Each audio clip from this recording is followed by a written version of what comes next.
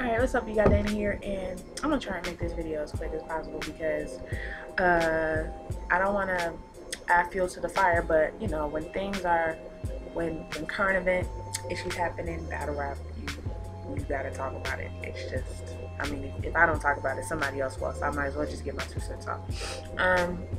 So by now everybody's pretty aware that John the Don and Hollow the Don got into a little scrap yesterday at the UW event, and Hollow's explanation for why he did it doesn't make any sense to me. I kind of feel like it was staged, like the fight, because his whole justification and reasoning, and even his like play-by-play of what took place about him just going up to the guy and swinging on him, doesn't make any sense to me.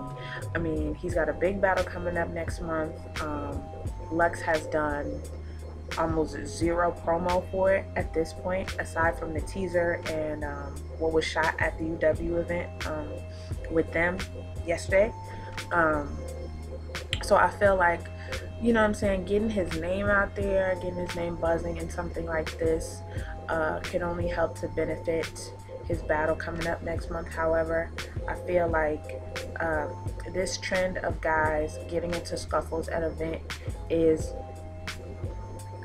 bad for business, just because I'm a girl, and I'm gonna be honest with you, I don't find it attractive to go to an event knowing that there's a chance that the performers might act out and start a riot. And what's crazy to me is, you know, our people get profiled and get labeled all sorts of crazy things all the time by other races, by other classes, and we keep proving them right. And what's sad is battle rap could be big business if people just kept it professional and kept whatever issues they had with one another on the streets. It would have been nothing for Hollow to get up with John the Don after the event was done, you know, after everybody, you know, had went their way home or whatever the case. He could have, you know what I'm saying, he could have got him at a nightclub, he could have got him at an after party. The fact that you felt like you had to go up to this man during the event when there are fans around, and the fact that people were able to catch footage of it, it's stupid. I don't feel like this benefited anyone at all, and I honestly feel like I just don't believe the reasoning behind why he felt the need to go and talk to him. Like, you had issues with some things that he said in Vlad TV interviews. You had issues with the fact that he had been talking smack about you before, so you wanted to go see about him at an event. If you were so moved, I think you would have been trying to find him, been trying to get busy with him. And the fact that he's now after the fact saying like, oh, and if y'all want to do some one-on-one stuff again, we can meet up again. Like, what's it gonna take for people to just keep things wrapped? Like, I think I mean, and I know there are people that are probably going to comment on this video and say, well, you know, Dana, you don't know nothing about street life. You don't know how, you know, if a man, you know, checks your manhood, it says something about your manhood, it's necessary for you to go see that man. And I just feel like the biggest manly thing that you can do is see people squawking about you and not even give them the time of day, not even give them, you know, your energy. Because I'm gonna be perfectly honest with you, I feel like Hollow is here in the battle rap hierarchy, and like John's down here, and when you stoop down to that level, you look just like him.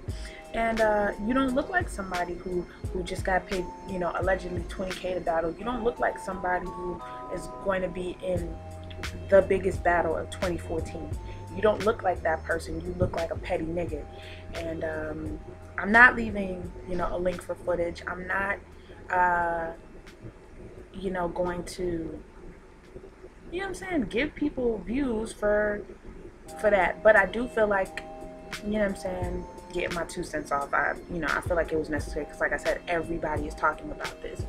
And anybody who co-signs this, there's something wrong with you. Violence is never, you know, every time a situation like this happens at an event, you take the whole culture 5 steps back. So everybody who's seeking to gain something from the culture, whether it be bloggers, whether it be rappers, whether it be event owners, all of these things have a trickle-down effect. So for all of the people saying, oh, well, nothing's going to come of this, what you fail to realize is what happens when event planners can't book venues because people are afraid that the rappers might riot. This is the second time in recent history that, you know what I'm saying, rappers have come fisticuffs at an event. And there is a serious trickle-down effect that's not just going to affect the rappers, but it's going to also affect league owners, people opening, you know, people trying to get their feet in the door as far as doing big things for hip-hop. What's going to happen when we can't book big venues once these sorts of events start bringing in real crowds? You know what I'm saying? More than the requisite 2,000 to 3,000 people. What if we want to book a place that holds 10,000 people, 7,000 people, 8,000 people? We're not going to be able to book it because people don't want that kind of stuff at their place. Like, who wants to deal with a bunch of rowdy niggas that are unpredictable? Like, no one wants to deal with that. I'm not knocking Hollow. He's one of my favorites, you know what I'm saying, as far as like all-time battle rappers. He was one of my favorites of all time. I respect what he does, and I'm a huge fan. But when you see something that should have never happen, and then you see somebody's logic and reasoning, like, this is him in his own words saying why the things took place that took place, and the reasoning is just not legit. Like, let's just keep it a buck. Like, his whole reasoning was just, you know what I'm saying, he said something about me, so I went and seen about him at an event around fans. Like, and what you fail to realize is someone else got hurt because they looked like Hollow. So who's to say that the next time there won't be innocent bystanders caught up in these scuffles that go down at these events? So yeah, like I said, Hollow's video is out there. I'm not gonna leave links for it. Like I said, I try not to add fuel to the fire, but I did want to say what the implications of this are going to be. And as always, you know, if you like this video, give it a thumbs up. If you don't, thumbs it down. I'm sure a lot of you will. You know what I'm saying? Let me know what your thoughts are down in the comment section below as far as this whole situation is concerned. And I will see you all in my next